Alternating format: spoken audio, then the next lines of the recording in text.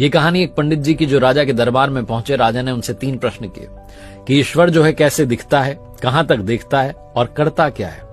पंडित जी ने कहा आपने मुझे बुलाया लेकिन आदर सत्कार नहीं किया। तो दूध का ग्लास मंगवाया गया।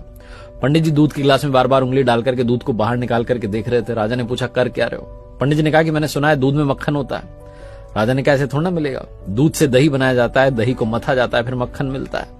पंडित जी ने कहा ईश्वर भी ऐसे थोड़ा ना दिखेगा, आत्मा को पवित्र करना होगा, नियम से, ध्यान से, अभ्यास से, तब परमात्मा दिखाई देगा।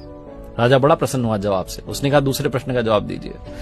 पंडित जी ने कहा कि मोमबत्ती मंगाई। एक मोमबत्ती मंगाई गई, उसको जलाया गया। पंडित जी ने पूछा बताइए कहां तक रोशनी जा रही है।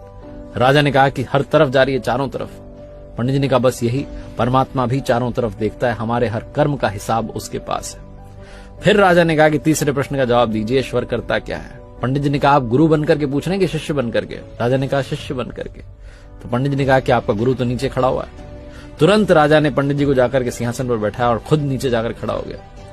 पंडित जी ने कहा आप बतलाने के लिए रह क्या गया है, बस यही तो ईश्वर करता है, पल में राजा को रंक और रंक को राजा बना देता है।